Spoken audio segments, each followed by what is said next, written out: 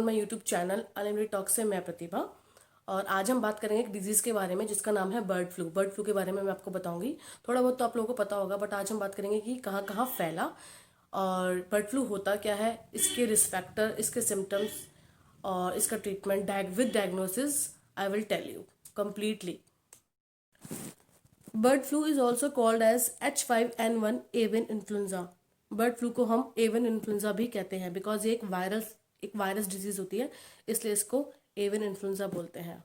H5N1 avian influenza can spread from birds to birds and it can also spread from birds to human.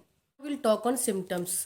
पहला है हमारा cough, then second chest difficulties, chest congestion भी हो सकता है, सांस लेने में प्रॉब्लम होगी, शॉर्टनेस ऑफ ब्रीथ हो जाएगा, सांस ढंग से नहीं आएगा, सोर थ्रोट हो जाएगा, गले में इतना ज़्यादा पेन होगा कि पानी भी नहीं पिया जाएगा, फीवर 100.4 डिग्री फ़ारेनहाइट से फीवर तुम्हारा स्टार्ट होगा, और बॉडी चिल्स होगी, हेडेक होगा, मसल सेक होगा, नोजिया, वॉमिटिंग, मतलब ये सब चीज़ें होंगी मेनली आपको जब ऐसा कुछ प्रॉब्लम होती है। तो अगर आपको बर्ड फ्लू के सिम्टम्स हैं, बर्ड फ्लू अगर आपको हुआ है तो ये मेनली बर्ड फ्लू के सिम्टम्स हैं। ना हम बात करेंगे रिस्क फैक्टर के बारे में।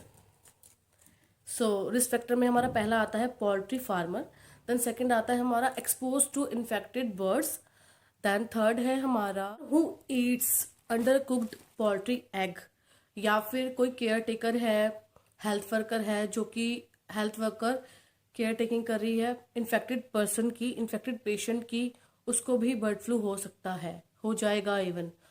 डायग्नोस चेक करने के लिए सबसे पहले हमारा आता है टेक अ स्वैब। ये कल्चर टेस्ट होता है जिसमें कि हम अपर रेस्पिरेटरी ट्रैक में हम इससे मतलब स्वैब से चेक करते हैं, mainly including nose and throat. यहाँ से हम हमारा सिक्रीशन लेते हैं, सिक्रीशंस को फिर हम लैब में भेजते हैं, फिर उससे पता चलता है कि हमें कौन सी बीमारी हुई है, मतलब जो भी होता है सो स्वैब कल्चर टेस्ट से पता चल जाता है। देन एक्सरे हम करा सकते हैं, एक्सरे के थ्रू भी हमें पता चल जाएगा। देन थर्ड है ऑस्कल्टेशन। ऑस्कल्टेशन में एक्सरे में हम चेस्ट एक्सरे करवाएंगे, ठीक है। और ऑस्कल्टेशन में हमारा होता है एक स्टेथोस्कोप के थ्रू हम इसको चेक करते हैं। स्टेथोस्कोप के थ्रू क्या पता चलता है, हमारा जो ब्रीथ आउट है, ब्रीथनेस हमारी पता चलती है कि मतलब हमारी सांस हमें ठीक से आ रही है या नहीं, that is called auscultation. Now we will talk on treatment. Treatment में हम मेनली यही बताते हैं, मतलब ट्रीटमेंट में एंटीवायरल देते हैं क्योंकि इट्स अ वायरल इन्फेक्शन ना। इसमें हम मेनली हम वायरल एंटीवायरल ही देते हैं, जैसे कि ज़ेनामेविर दे सकते हैं, ओसेल्टामेविर दे सकते हैं, और जो भी जितनी भी ये टैबलेट्स हमारी एंटीवायरल हमें देंगे डॉक्टर डायग्नोज मतलब करके प्रिस्क्रिप्शन उसके बाद ही दिया जाएगा, और विद इन 48 आवर्स के अंदर अंदर दिया जाएगा, ये विद इन 48 आवर्स के अंदर अंदर। और हम आइसोलेट भी कर सकते हैं। आइसोलेशन बहुत ज़्यादा ज़रूरी है क्योंकि जिस भी पर्सन को बर्ड फ्लू होगा उसके लिए आइसोलेशन नीड मस्ट है। ज़रूर ज़रूर ज़रूर उसको हमें अदर पर्सन से हमें अलग रखना है, मतलब अगर वो घर में आ गया तो उसे अलग कमरे में देंगे।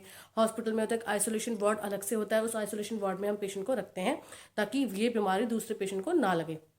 देन अच्छे से हाथ वगैरह धो सकते हैं हम, सैनिटाइज़र प्रॉपरली यूज़ करेंगे, हैंड रिंजिंग, हाथ अच्छे से धोएंगे, और जो भी कुछ भी खाना पीना कुछ भी करने से पहले हमें हाथ अच्छे से धोना है। हैंड वॉश मस्ट है, बहुत ज़्यादा ज़रूरी है।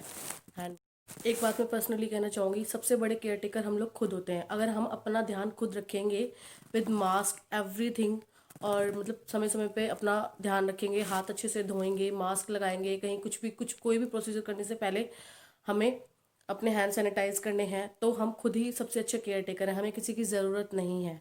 मैं आपको पर्सनली कहना चाहती थी और मैंने कह दिया है। इसीलिए आप लोग अपना ध्यान रखें, सुरक्षित रहें।